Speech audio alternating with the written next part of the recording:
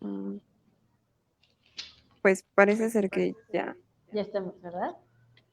Ujú. De acuerdo. Hola, ¿qué tal? Buenas tardes. Les damos la bienvenida a nombre del equipo interdisciplinario de la Alcaldía Venustiano Carranza del Instituto de Reinserción Social de la Ciudad de México. Y hoy tendremos nuestra tercera sesión del ciclo titulado Fantasmas de lo femenino, la realidad de ser mujer. Y primero me presento, soy Amitia Moreno, integrante del equipo, y les presento también a mi compañera Fabiola, que estará acompañándonos. Y les presento a Andrea Bautista, que es nuestra ponente, nuestra invitada del día de hoy.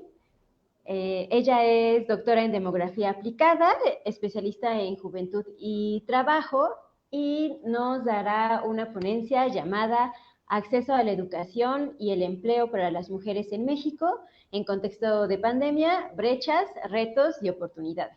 Y pues te damos la bienvenida, Andrea. Muchas gracias. ¿Cómo estás? Hola. Hola, pues muchas gracias Fabiola y Anita por la invitación. Para mí pues es un gusto poder colaborar con el proyecto que tienen y también brindar información que espero que le pueda ayudar a las jóvenes, a los jóvenes y que puedan pues ver cómo está la situación en el país. ¿Y qué se Eh, puede hacer, no? sí, ¿qué se puede hacer también? Entonces, si me ayudan por favor con la presentación. Listo, Andrea. Permítame. Bueno, pues el título ya lo comentaron. Entonces, primero me gustaría hablar un poquito sobre el contenido. Si lo puedes dar a la siguiente, por favor. Ahí está. Bueno, entonces de lo que se va a tratar la charla de hoy es sobre la importancia demográfica que tienen las jóvenes en México y también esto enmarcarlo un poco pues en estas teorías del curso de vida, de transición a la vida adulta, también hablar específicamente sobre la situación de la educación para las jóvenes y los jóvenes, del empleo, después abordar los determinantes de abandono escolar y la participación laboral femenina y luego pues, hacer un breve cierre.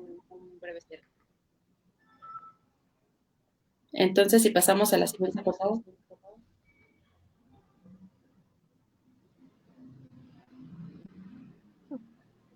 Bueno, entonces primero me gustaría sentar estos antecedentes que tienen que ver eh, en qué magnitud las jóvenes y los jóvenes son importantes en el país, ¿no? Como que escuchamos mucho sobre que los jóvenes son la fuerza de cambio, etcétera. Y bueno, pues yo creo que es importante también como enmarcarlo con algunos datos. Y para empezar también tendríamos que pensar cómo llegamos aquí, ¿no? Cómo llegamos a ser un país joven. La edad promedio de los mexicanos es de 28.5 años. Eso significa que somos un país, joven, ¿no? En comparación con países europeos o asiáticos como Japón. Y esto tiene que ver porque durante el siglo, o esto está ocasionado porque en el siglo XX, si se acuerdan, bueno, a inicios del siglo XX, pues teníamos como mucha inestabilidad política y económica y estábamos como en la formación de, pues, el Estado-Nación, ¿no? Estábamos como con diversas configuraciones ahí y cambios sociales. Había muchas muertes, ¿no? También teníamos principalmente muertes en México por enfermedades infecciosas y de virus, ¿no? De rápida transmisión, que después eso se pudo controlar con los avances médicos. Y entonces, cuando disminuye la mortalidad, la propensión a que la gente se muera, pues empezamos a crecer como población, la gente vive más, ¿no? Y a partir de los años 70 se da con fuerza un programa en México para la reducción de la fecundidad. Se empieza a hacer como toda una política de población y esto hace que las familias dejen de tener como 6, 7 hijos y empiecen a tener estos modelos de familias de 2 hijos, 3 hijos, ¿no? Yo creo que muchos recordamos estos eslogans de la familia pequeña vive mejor y bueno, esto responde a políticas que se implementaron desde el gobierno y que tuvieron un efecto pues positivo porque tenemos ahora una esperanza de vida mayor para hombres y mujeres y como efecto colateral es que tenemos pues ya no una pirámide poblacional, sino tenemos como muffin, ¿no? Y esto significa que estamos, nuestra población concentrada en edades jóvenes y que, bueno, esto también tiene que ser abordado o tiene que ser considerado en las políticas porque, pues, hay características específicas que se necesitan como acceso a educación, acceso a empleo, a seguridad social, a servicios de salud, etcétera. Ahora, específicamente en este año, en 2020, con las proyecciones que tiene el Consejo Nacional de Población, se calcula que hay 15.7 millones de mujeres entre 15 y 29 años. Aquí solo seleccioné estas edades. Y como vemos, pues es un porcentaje muy importante de la población, es más del 10%, estas mujeres que abarcan estas edades. Entonces, bueno, por eso le llamo como una fuerza, ¿no? Es un potencial muy importante que tenemos. Y yo creo que aquí también cabe mencionar que estamos en una situación nueva en términos demográficos pero que no es estática. O sea, la población siempre tiende como a cambiar su forma, esto de las estructuras por edad se va moviendo. Entonces, durante toda esta década de 2020 a 2030 es donde vamos a tener como el mayor porcentaje de población en edades jóvenes, porque a partir de 2030 esto va a descender. Esto va a descender porque vamos a atender al envejecimiento, entonces todas nosotras que estamos ahorita como en estas edades, pues somos personas que vamos a necesitar otro tipo de atenciones, tanto del servicio público como de nuestras familias, y vamos a dejar de ser esa población que tiene en promedio 28 años para ir incrementando y ser una población pues envejecida, ¿no? Entonces, yo creo que por eso es muy importante poner el foco ahorita. En esta década es crucial poder dar un impulso y no dejar de hacer esfuerzos por el avance de las mujeres jóvenes, ¿no? También de los hombres, por supuesto, pero en este caso quiero enmarcarlo un poquito más porque sí hay algunas condiciones estructurales y condiciones especiales que se tienen que abordar para el caso de las mujeres. Entonces, si pasamos a la siguiente, por favor. Ok, entonces, bueno, ya hablamos sobre esta situación como a nivel macro, a nivel grande de sociedad, donde tenemos pues esta dinámica demográfica, ¿no? Y a nivel individual, pues tenemos que pensar en ciertos eventos del curso de vida que no nos suceden a todas, no son obligatorios, no hay un orden. Esto sucede en la actualidad, ¿no? Porque venimos también de regímenes muy institucionalizados donde se pensaba que pues había un paso natural de la infancia a la adolescencia y que en la adolescencia pues terminabas tus estudios y te incorporabas a la vida laboral, te casabas, tenías hijos, seguías trabajando, te jubilabas, etcétera, ¿no? Sin embargo, pues desde finales del siglo XX y esta tendencia ha continuado durante el siglo XXI, pues vemos que hay trayectorias interrumpidas, que hay trayectorias heterogéneas, que las y los jóvenes pues no responden a estos patrones que se tenían como pensados y como muy, muy cuadrados, ¿no? Lo que tenemos es ahora más trayectorias más fluidas, ¿no? Y bueno, aquí quise enumerar algunos de los eventos de curso de vida que parecen, que les comento que de repente pueden parecer que son a fuerzas, pero no. Por ejemplo, la salida de la escuela, ¿no? Que la salida de la escuela yo creo que es un evento muy importante que se da a veces porque terminas tu expectativa educativa o a veces se da por cuestiones de crisis económicas, crisis familiares, también a veces no hay un entendimiento o los contenidos de la escuela no les son suficientes a algunos jóvenes y deciden salir. Está el comienzo de la vida laboral, que en el caso de los jóvenes regularmente se da en situaciones de precariedad. Esto no solo en México, en América Latina, inclusive en países como Estados Unidos. Los jóvenes regularmente tienen pues las peores condiciones laborales, horarios rotativos, no tienen prestaciones y siempre hay como esto de hacer estos contratos como muy precarios para este grupo.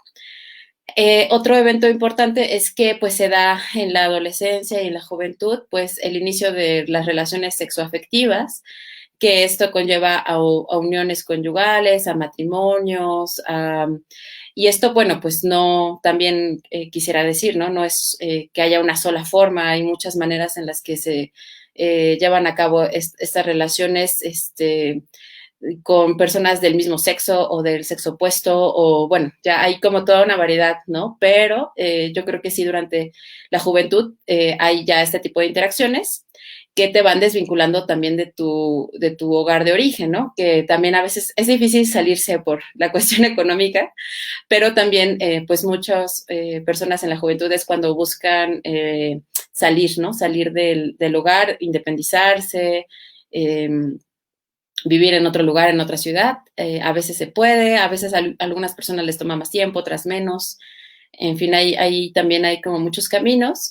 Y en algunos casos también se da el nacimiento del primer hijo, ¿no? Entonces, esto es un evento muy importante para las mujeres y como vamos a ver más adelante, en realidad en México es una sociedad donde las jóvenes pues tienen un inicio temprano a la maternidad y que esto pues tiene efectos importantes para la trayectoria escolar y para la trayectoria laboral. Entonces, bueno, esto es como algunas cuestiones que suceden, ¿no? A los individuos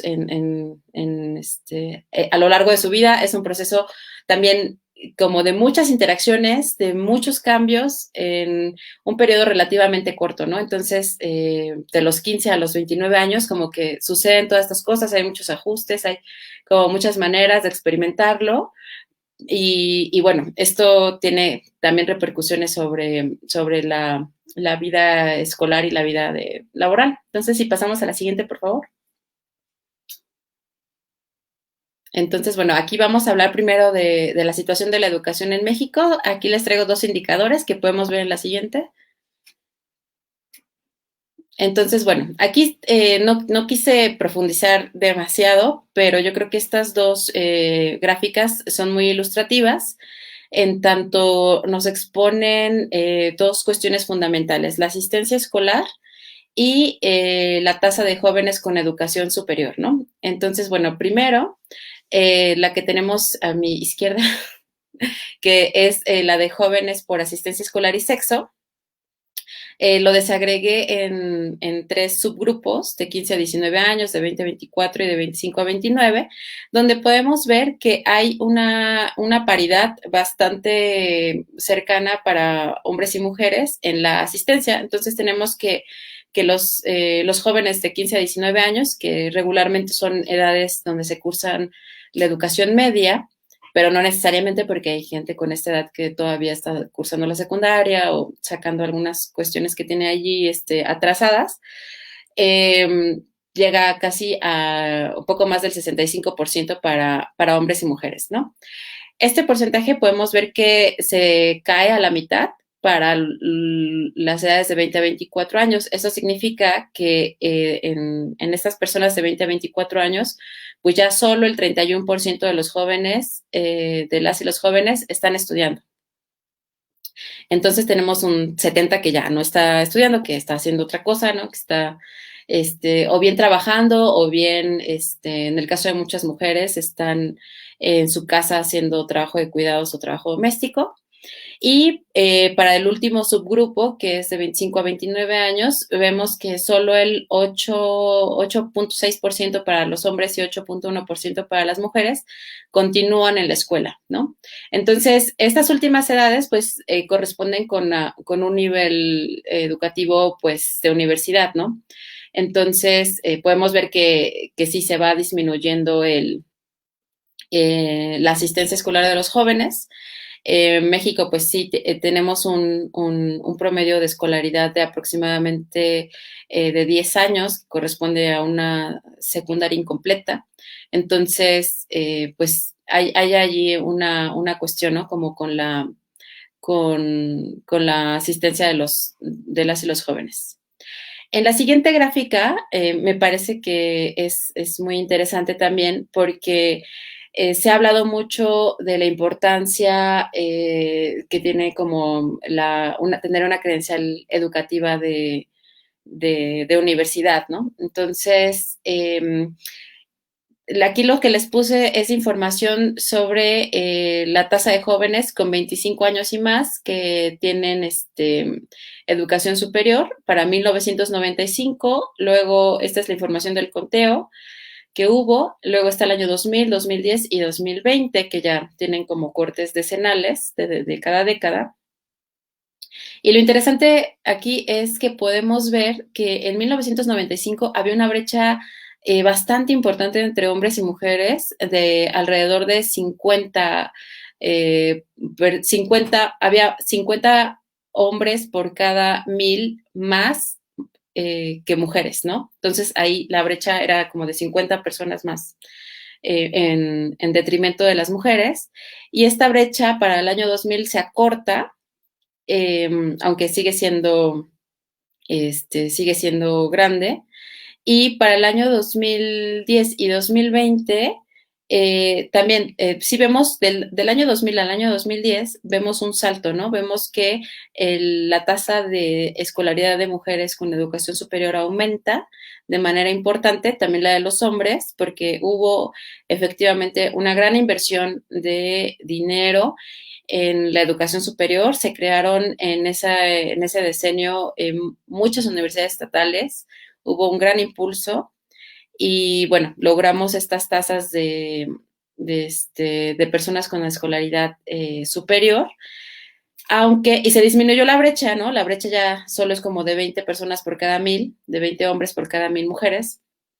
Sin embargo, lo que resulta pues no tan favorable es que para el año 2020 tenemos muy poco cambio en estas tasas. Entonces significa que en estos últimos 10 años, de 2010 a 2020, pues no hubo un avance significativo en la inserción escolar de las y los jóvenes en el nivel educativo superior.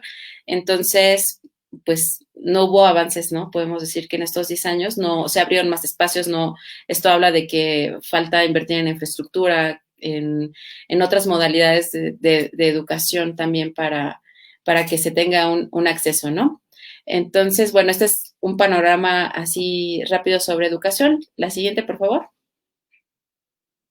Aquí está. Entonces, bueno, aquí quise como cerrar un poco para que no se me fueran las ideas, pero tenemos en principio que hay una paridad entre sexos en la asistencia escolar. Si se fijan, hay o sea, los porcentajes de asistencia eran muy similares entre hombres y mujeres.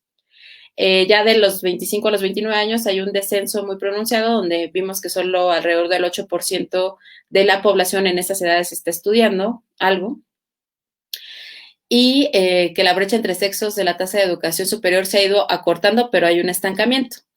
Aquí, antes de dar paso al siguiente punto, que sería el empleo, pues me parece que es muy importante quedarnos con esta idea de que tanto hombres como mujeres tenemos la misma credencial educativa, ¿no? Tenemos en promedio tenemos la misma posibilidad de asistir a la escuela, etcétera, pero vamos a ver lo que pasa en el mundo laboral, ¿no? Que ahí es totalmente distinto. Entonces, la siguiente, por favor.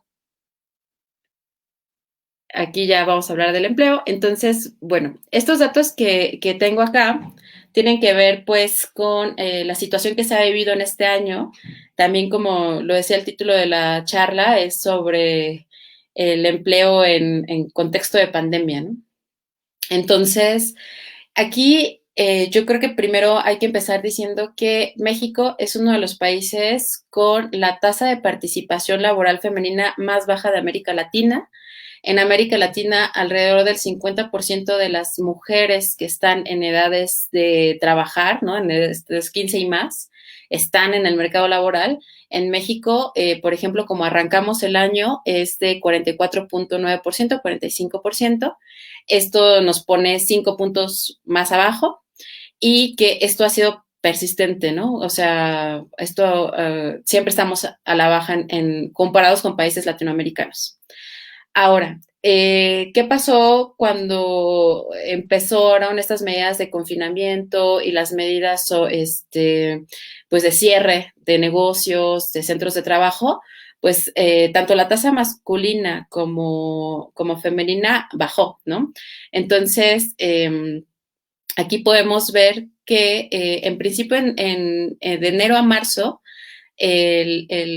había como el 44% de las mujeres en edades laborales estaban trabajando y de los hombres era el 76%. Los hombres, cabe mencionar que en América Latina no están por debajo, ¿no? O sea, el promedio de Latinoamérica de los hombres es de 75%, entonces los hombres estaban, o sea, ahí no hay discordancia. Solo en el caso de las mujeres. Entonces, bueno, tenemos ese primer punto de arranque a inicios de este año.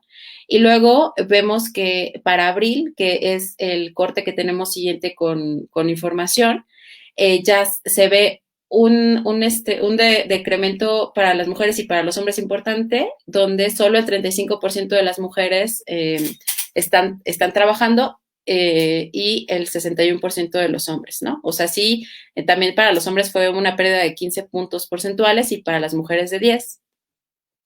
Y aquí este 35 es muy importante como de pensarlo porque una tasa de participación de 35 para las mujeres es lo que teníamos en el año de 1990. Esto lo investigué para otra investigación. Y bueno, pues yo, claro, cuando estaba calculando esta información, pues me parece que es remarcable, ¿no? Porque entonces, ¿qué ha pasado? Que tuvimos prácticamente un retroceso de 30 años de los avances que se habían dado de la participación femenina, que van como poco a poco, no es una cosa que se haya dado así de repente. Inclusive, también aquí yo creo que cabe la nota de que las crisis económicas, por ejemplo, la crisis de 1994, hizo que las mujeres se incorporaran al mercado laboral como estrategia familiar de apoyo a sus hogares, ¿no? Entonces, muchas mujeres en ese momento de crisis se metieron o buscaron un empleo, lo encontraron, etcétera. Y así como que poco a poco ha ido avanzando la participación de las mujeres en los trabajos. Y bueno, esto, o sea, les digo, se cayó, ¿no? Así en un mes tuvimos un retroceso importante que si nos fijamos en la barrita naranja, pues ha ido recuperándose tanto el empleo de hombres y mujeres. Pero bueno, las mujeres también seguimos sin poder llegar todavía como a la cantidad que teníamos. Los hombres también están ahí como tratando de recuperar pues los espacios laborales. Pero bueno, los retos para las mujeres también son distintos, como vamos a discutir un poquito más adelante. Y esto es como el primer panorama de la población que está económicamente activa trabajando. En el caso de la tasa de desocupación son personas que quieren trabajar, que están buscando activamente trabajo, pero que no encuentran, ¿no? Entonces, al principio de este año, de enero a marzo, tenemos que entre hombres y mujeres, pues estaba pues equilibrado. O sea, la tasa de personas que estaban buscando empleo sin encontrarlo era de 3.5 y 3.4. Luego, si miramos la gráfica y su evolución hasta los datos que tenemos de agosto, que son así, salieron apenas el lunes y ya los tengo. Y entonces están estos datos y podemos ver que en realidad hay mucha inestabilidad todavía en el mercado laboral, ¿no? Recordemos que estos datos son a nivel nacional y que las medidas que se han tomado de salud para evitar contagios pues son heterogéneas, ¿no? Tenemos semáforos de diferentes colores en los estados, entonces en realidad no hay ¿cómo se llama? En realidad no hay como un solo camino, ¿no? Como que los estados han abierto, cerrado, entonces allí hay como que eso afecta a los indicadores y tenemos que, por ejemplo, las mujeres en mayo presentan como un desempleo como súper chiquitito de 2.7, pero en la revisión de otros indicadores, en mayo específicamente, se vio un aumento no de la población desocupada, sino población que estaba disponible para trabajar, que es otra categoría, que es población que dices, no, pues estoy, no estoy trabajando, o sea, yo no busqué trabajo, pero estoy con disponibilidad de trabajar, ¿no? Pero hay cosas que a veces que impiden este trabajo, como pues el cuidado de niños o cuidado de personas enfermas, etcétera. Pero bueno, esto a lo mejor hubiera hecho un traslape con ese dato, pero sí tenemos una tendencia bastante pues rara, ¿no? En estos meses.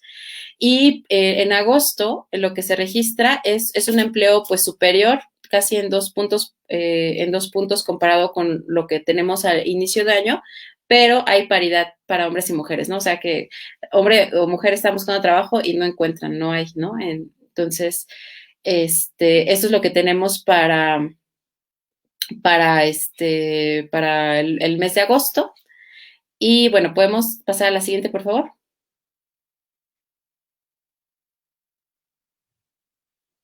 Aquí está. Bueno, entonces aquí como un comentario que también no quería perder es esta cuestión de que ser económicamente activa es una cuestión de género. Ahorita vamos a ver por qué. Durante la pandemia, pues tuvimos esta participación a la baja de las mujeres, que es equivalente a la de los años 90, y también el desempleo se acentuó con el avance de la pandemia y el inicio de clases virtuales, ¿no? O sea, donde hay menores y pues regularmente son las mujeres las que se tienen que hacer cargo. Bueno, no son las que se tienen que hacer cargo, son las que se hacen cargo porque así se ha normalizado malamente y entonces, pues esto afecta en su participación laboral. Y otro indicador muy importante que hay que remarcar es que el 57% de las mujeres que trabajan, o sea, a inicios de año es este dato, y regularmente el 57% de las mujeres que trabajan tienen hijos menores de 12 años. Esto tiene muchísimas implicaciones porque un niño menor de 12 años, pues pensemos que tiene una carga muy importante de cuidados que necesita alimentación, llevar a la escuela, recoger, ayudar con tareas, algunas otras actividades. Entonces, yo creo que es un dato muy importante porque también muchos de los empleos no son sensibles a esta realidad, ¿no? De que las mujeres tienen hijos pequeños. Entonces, aquí esto se ve en la gráfica, que pues casi el 60% tiene hijos pequeños, el 17% de las mujeres tiene hijos en otras edades y un 26%, solo un cuarto de la población que está trabajando de mujeres, no tiene hijos, ¿no? Pero entonces, esto que nos habla que hay un 75% de mujeres que tienen hijos y el 60% son hijos menores, porque volvemos a un poquito atrás, a esta parte de México. Somos una población joven, somos una población joven que tiene hijos pequeños. Entonces, bueno, pues todo esto impacta, ¿no? Como en las medidas y en las estrategias que se tienen que desarrollar para que las mujeres conserven su empleo o tengan más facilidades, ¿no? La siguiente, por favor.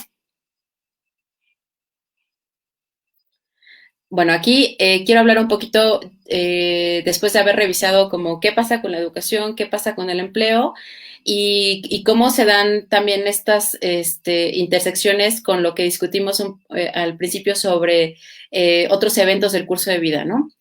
Entonces, el abandono escolar, yo creo que es un indicador muy importante y que retrata muy bien la realidad esta, como que es una cuestión de género, porque para las mujeres una de las razones más importantes para dejar la escuela es por un embarazo o porque se unió, ¿no? Que tuvo una unión matrimonial, una unión conyugal. Entonces, aquí en la gráfica de pastel vemos información sobre mujeres de 15 a 24 años que se unieron chiquitas, se unieron antes de los 18 años y las razones por las que salieron. Entonces, pues aquí vemos que les decía, hay el 43% que se embarazó, se embarazó un hijo, o se casó, se unió.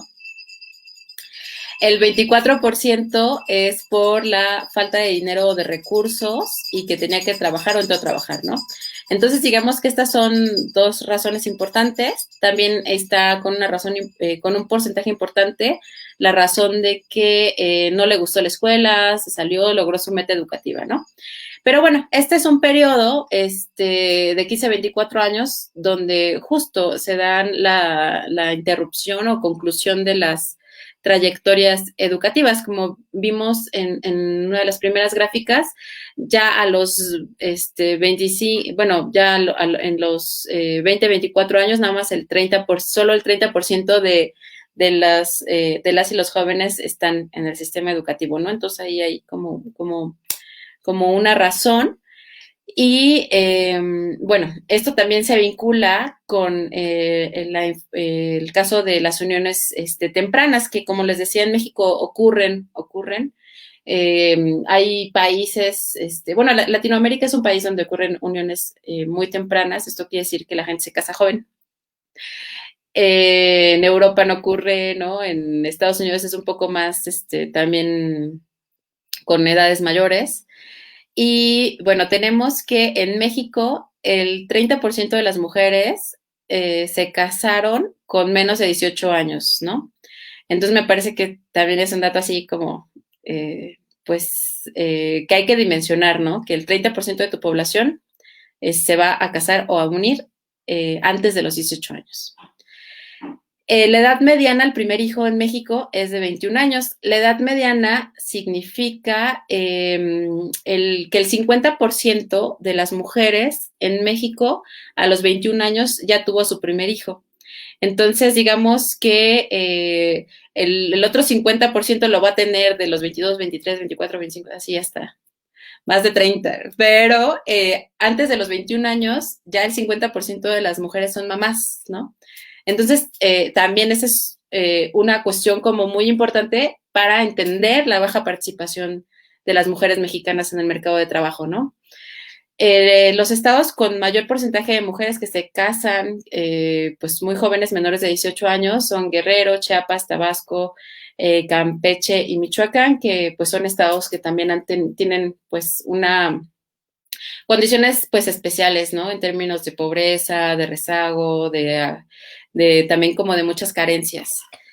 El 42.4% de las mujeres en localidades rurales se unieron o se casaron antes de los 18 años.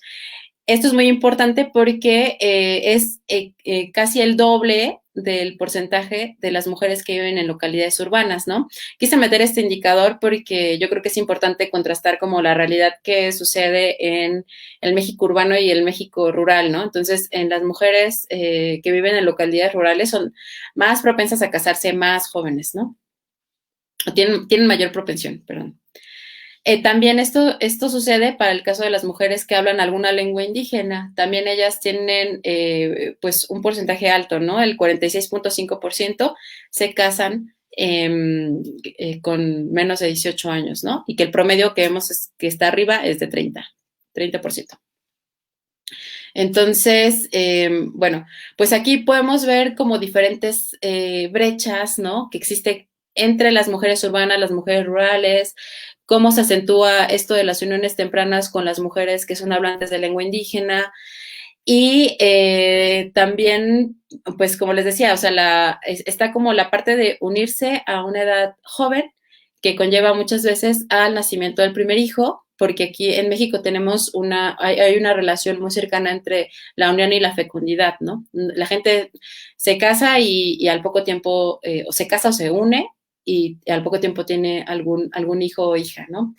Y como vemos, pues esto impacta en el indicador sobre por qué salir de la escuela. Salen de la escuela, pues por lo mismo, por casarse, por tener un hijo, o también por la falta de recursos y que tiene que trabajar. Este también es pues un dato importante que también hay que pensarlo en términos de la crisis económica que tenemos, ¿no? Entonces, si en la familia ocurre el desempleo del jefe de familia o de los hermanos, etcétera, pues las mujeres también van a tener que incorporarse al mercado laboral como para colaborar con la economía de su hogar.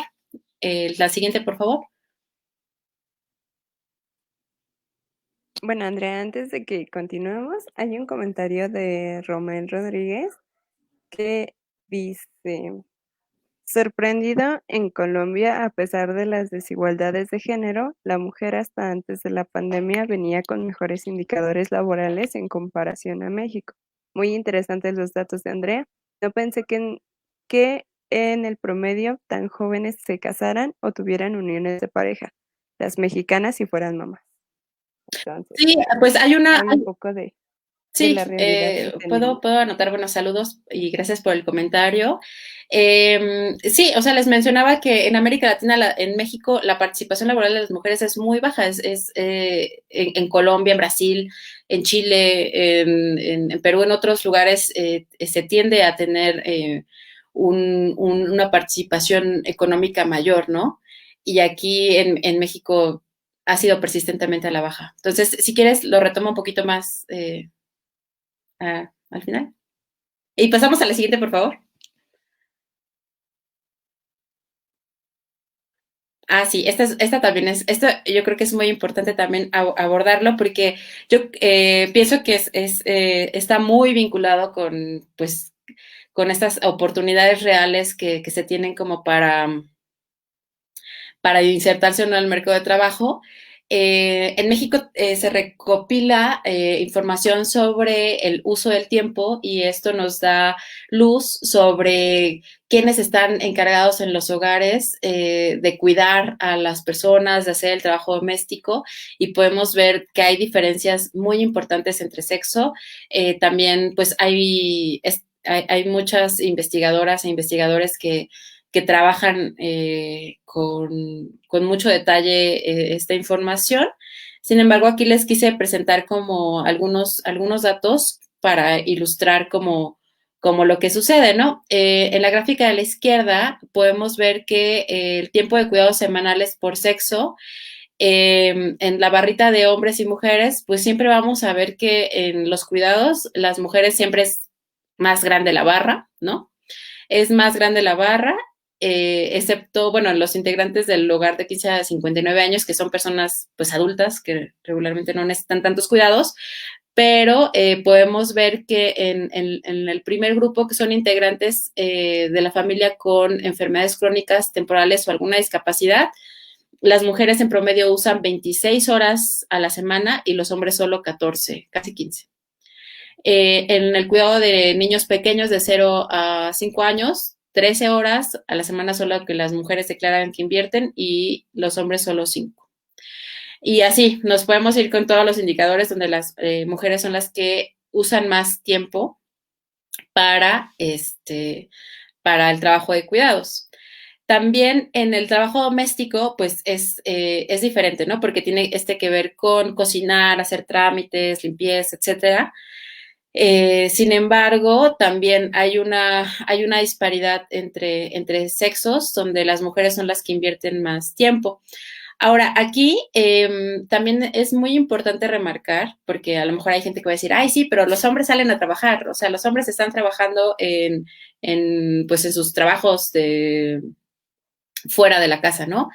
Pero, como les decía, hay investigaciones muy bien hechas que han demostrado que cuando tú juntas la carga total de trabajo, de lo que haces en tu oficina, taller, tiendita, comercio, lo que sea, y el trabajo de casa, de cuidar, de hacer limpieza, mantenimiento, etcétera, cuando sumamos todas esas horas de trabajo, aún así las mujeres realizan más horas de trabajo. Entonces, la carga de trabajo es mayor para las mujeres que para los hombres. Si consideramos ya el trabajo remunerado, que le llaman trabajo hecho en los espacios públicos, y el trabajo que se hace dentro de la casa, ¿no? De cuidar o trabajo doméstico. Entonces, esta es una carga que se tiene que aligerar, que no puede continuar de esta manera, que ha sido pues socialmente aceptada durante muchos años, pero creo que ya se están cuestionando como todas estas ideas,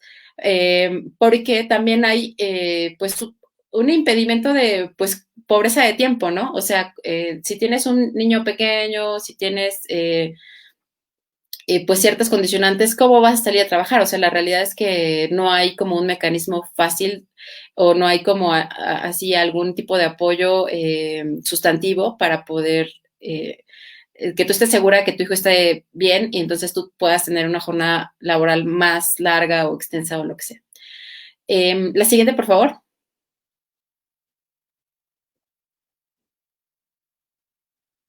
Ahí está. Yo voy a entrar a los comentarios finales porque ya siento que ya me emocioné aquí con esto.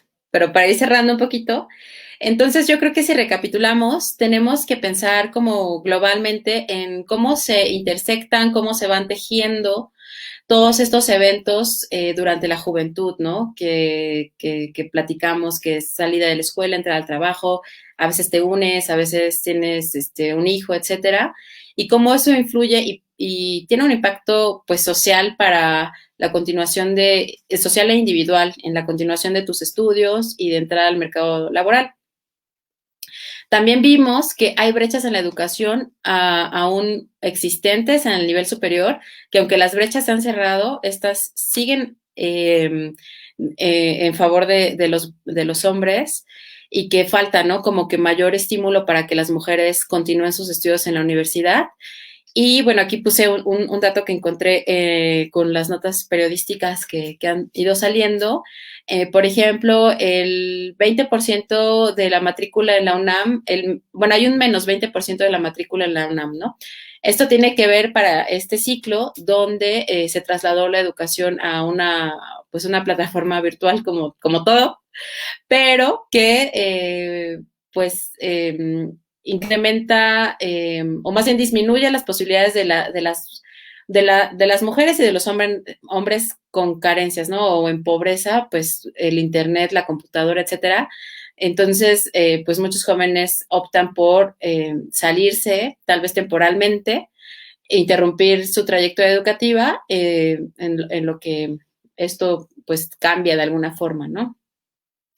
Entonces, también durante este 2020, que llevamos pues ya 9 meses, casi 10, han ocurrido muchas cosas en el mercado de trabajo y lo que tenemos de manera persistente hasta ahora, pues es esta o sea, si ya tenemos una baja participación laboral de las mujeres, esta se ha disminuido, se está recuperando poco a poco, pero aún así tenemos pues el reto de por lo menos lograr que las mujeres lleguen a esta tasa del 45% que teníamos, ¿no?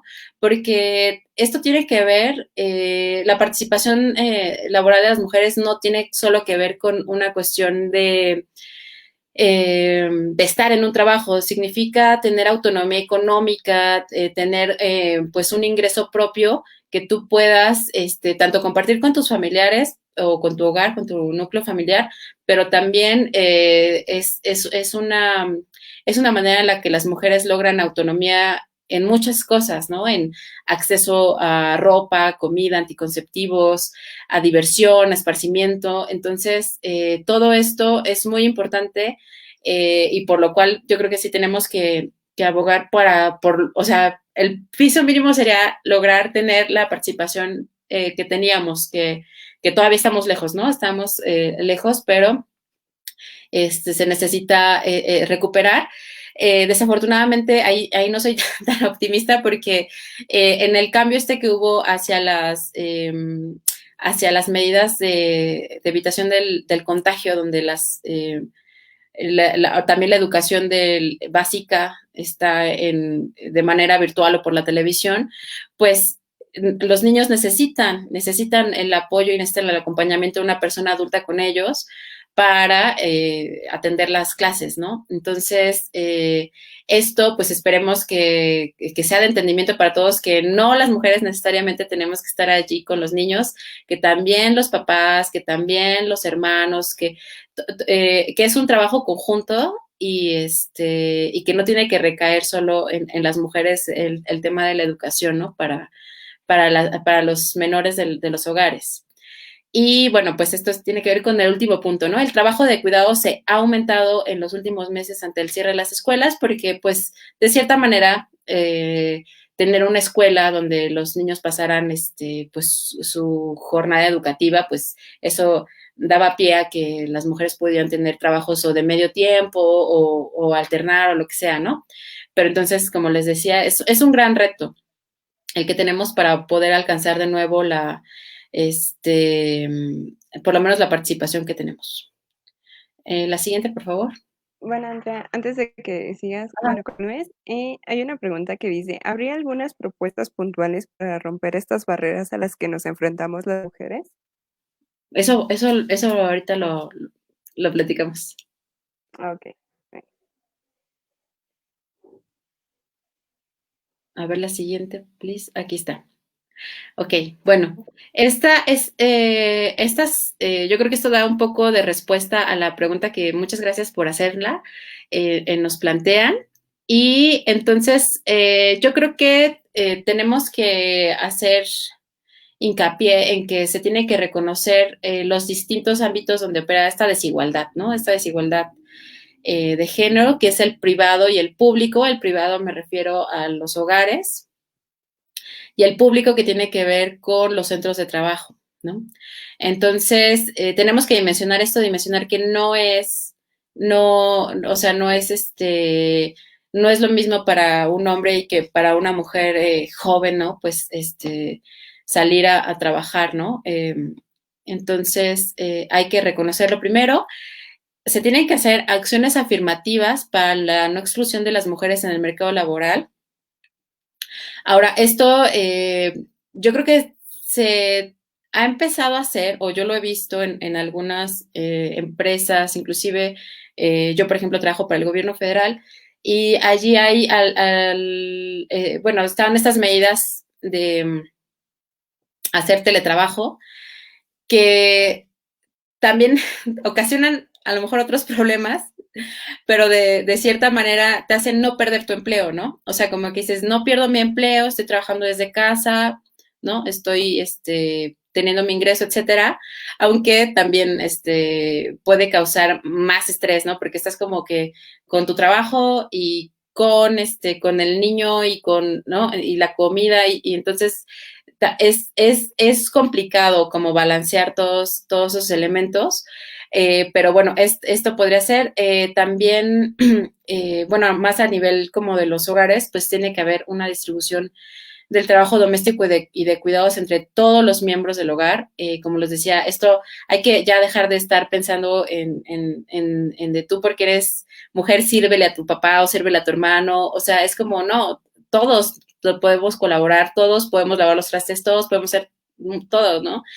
Y tenemos que romper eso y distribuir la carga para en beneficio de todos. Es un beneficio que yo creo que dentro de los hogares se podría volver más armónica la convivencia inclusive.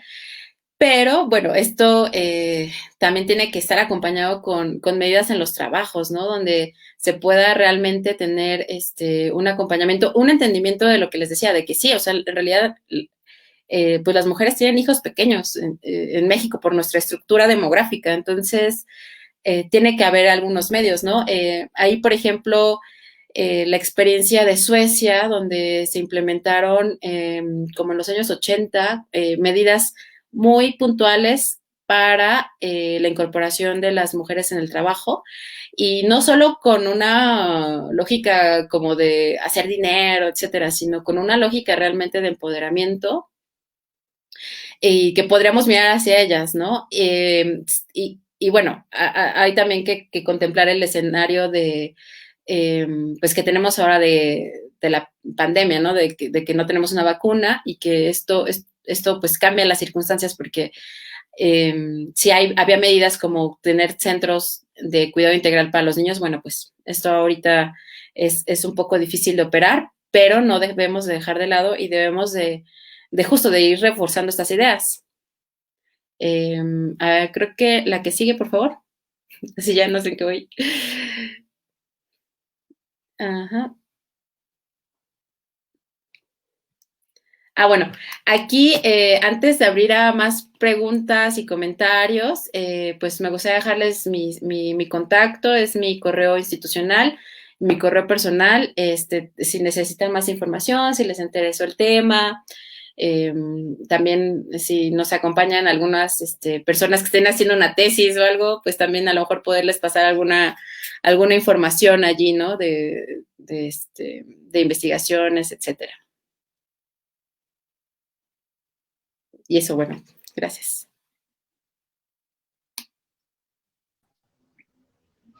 Sí, Andrea, pues muchísimas gracias. Está muy interesante todos los datos que nos estás compartiendo. Y tengo una pregunta. Con toda esta información, ¿existen programas sociales dirigidos a mujeres que ayuden a disminuir el abandono escolar y o que ayuden a aumentar la tasa de participación laboral de las mujeres en México? Bueno, pues muchas gracias por la pregunta, Mintia. Como la compañera que también comentó en el Facebook, creo que es una pregunta que nos resuena a muchas personas. Y para eso preparé las siguientes láminas, por favor. En estas, lo que quise retratar, que tiene que ver, yo creo, con estas preocupaciones muy puntuales sobre, bueno, ¿qué está haciendo el gobierno? ¿Qué podemos hacer? Y existe actualmente, de manera institucional, una norma para la igualdad laboral y la no discriminación, que tiene que ver con la certificación de los lugares de trabajo y que esto les proporciona a las mujeres o les debería de proporcionar a las mujeres pues unas mejores condiciones laborales para que se pueda tener un para las mujeres y también para los hombres, que haya también, por ejemplo, esta cuestión de licencias de paternidad, etcétera, ¿no? Que se pueda combinar más la vida del trabajo de cuidados que tenemos todas y todos en nuestras casas, y el trabajo doméstico y el trabajo remunerado, ¿no? Entonces, actualmente tenemos todavía tenemos operando esta norma desde el 2015, no es muy nueva, bueno, más bien es muy nueva, tenemos solo 5 años operándola. Entonces, está ahí y yo creo que lo que se tiene que hacer es impulsar y promover y que muchos centros de trabajo se inscriban a esto para que haya mejores condiciones para las trabajadoras. Por otra parte, también tenemos desde el sexenio pasado este gran programa que sus siglas son ENAPEA, que es la Estrategia Nacional para la Prevención del Embarazo en Adolescentes. Esto es toda una serie de acciones de diferentes instituciones que promueven, pues en principio, el retraso de la maternidad, ¿no? Entonces, está esta parte de la educación sexual, servicios amigables, métodos anticonceptivos. El objetivo de México, que tiene que ver con compromisos internacionales, es disminuir la tasa de fecundidad que tenemos en adolescentes, porque si recuerdan al principio de la plática, hablamos de que las familias pasaron de dejar de tener estas 6, 7 hijos a ser familias pequeñas. Y esto se llama tasa de fecundidad. La tasa de fecundidad, se mide por una tasa de fecundidad. Y esta tasa, entre el grupo específico de adolescentes en México, no ha descendido. O sea, tenemos inclusive hasta aumentos así de repente. Entonces, digamos que las estrategias de control de la fecundidad han funcionado en mujeres de más edad, mujeres ya o sea, no estoy diciendo de 40, así de 25, tal, como en este grupo ha funcionado más, y en las adolescentes tenemos ahí todavía un grupo que no se ha podido, pues brindar la suficiente atención, ¿no? Para hacer que retrasen la maternidad cuando ellas lo deseen, ¿no? O sea, que haya pues un apoyo para hacer más un plan de vida, para que no abandonen la escuela, para que sigan con sus trayectorias escolares. Y en la presente administración federal tenemos que está todavía en consolidación, se está piloteando, se llama el Sistema Nacional de Cuidados, que es una estrategia a nivel federal que involucra pues ya toda esta parte de dar atención muy puntual a mujeres que tienen pues gente cuidando, ¿no? No solo hijos, también otros familiares, etcétera. Esto todavía no lo podemos ver, todavía está en consolidación, están algunos estados que van a empezar a hacer como estados piloto, bueno, municipios. Pero bueno, está eso. En la siguiente, por favor. En la siguiente lámina lo que quise retratar son apoyos que existen individuales para las y los jóvenes, ¿no? Pero bueno, es de manera puntual para las mujeres, yo creo que es muy importante decirlo, no hay como un gran proyecto, como una gran política que apuntale así, ¿no? Está, por ejemplo, la beca de apoyo de educación básica de madres jóvenes y embarazadas de la SEP. Es educación también media, creo. Pero bueno, la idea es que hay estos apoyos, el presupuesto que se les asigna no es así como monumental, no es tan grande, pero hay otros tipos de becas que pueden ayudar a disminuir estos efectos que tenemos ocasionados por pues, las desigualdades sociales. Está el proyecto de becarios de jóvenes construyendo el futuro, las becas para el bienestar que incluyen educación básica, media y superior. Como les decía, es para hombres y mujeres, no hay una estrategia como con una perspectiva de género, eso es una realidad. También está el proyecto de Sembrando Vidas, que tiene que ver más con mujeres que están, bueno, mujeres y hombres que están en zonas, en localidades rurales. Y bueno, más adelante, por ejemplo, para apoyar a las mujeres en la educación superior y específicamente en el área de matemáticas, física, etcétera, que es un área donde las mujeres mexicanas estamos con indicadores muy bajos.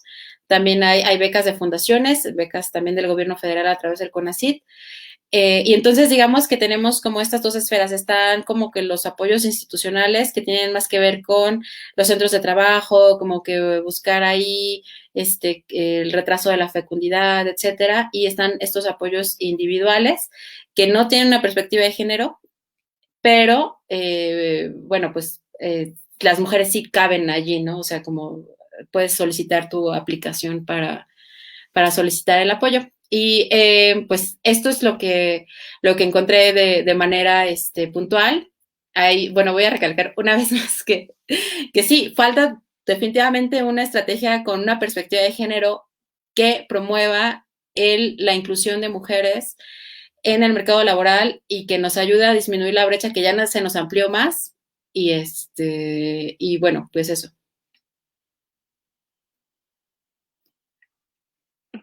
Muchas gracias, Andrea. Bueno, por cierto, aquí hay otro comentario de Pau de Héctor que dice, gracias, doctora Andrea. Sería ideal que las empresas contaran con estancia infantil. Eso aumentaría la productividad. Habría más participación. Sí, muchas gracias, Pau, por tu comentario y saludos.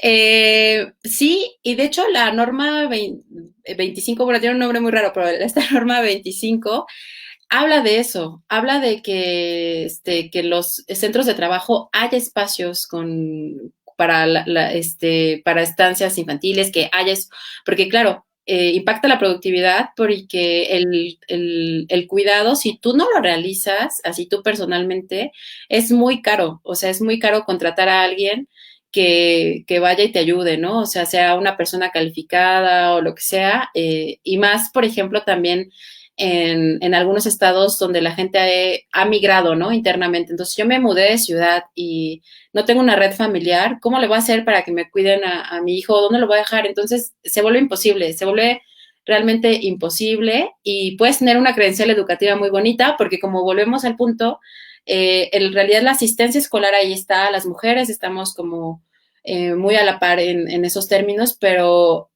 para el mercado de trabajo hay totalmente una desvinculación, no hay este entendimiento de que el trabajo de cuidados nos corresponde a todos, y nos corresponde a todos, digo, hombres, mujeres y también como sociedad, ¿no? Digo, tengo amigas que son madres y hablan de estos conceptos de maternar juntas, ¿no? Entonces, de no pensar en, ay, no, pues ¿para qué tienen hijos? O yo porque no tengo hijos, yo no me voy a hacer cargo. No, o sea, pensemos como en una sociedad, como en que a todos nos beneficia que los niños estén bien cuidados, que estén bien queridos, que, o sea, a todos nos beneficia, ¿no? Y también permite la incorporación de las mujeres al mercado de trabajo. No sé si haya más comentarios, preguntas. Pues comentarios, hay muchos, elogiándote, Ay, excelente muchas gracias. conferencia, ah, van a estar apareciendo, siempre tan inteligente y trabajadora, gracias por la plática. Ay, qué Y bueno pues, que te gusta.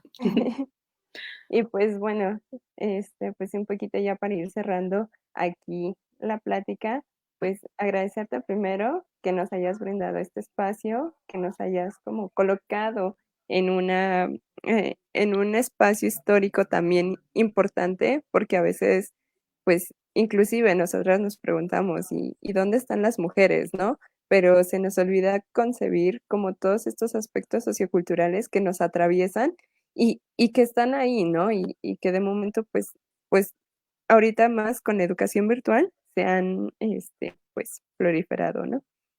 Entonces, agradecerte muchísimo el espacio que nos diste eh, para platicar sobre estas brechas de la inserción laboral y de la inserción en la educación.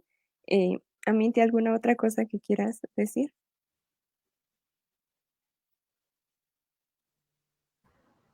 No, pues ya vamos terminando la plática. Pues, Andrea, te agradecemos mucho eh, tu participación.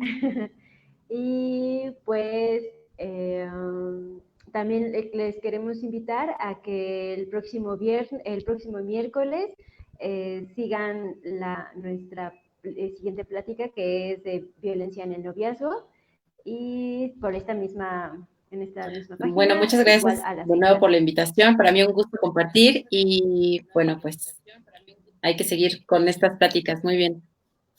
Igual vamos a compartir tus redes sociales, Muchas gracias, en Andrea. otra publicación por si alguien tiene alguna duda, algún comentario o necesita como el asesoramiento de Andrea, pues creo que con mucho gusto ella va a poder apoyarlos.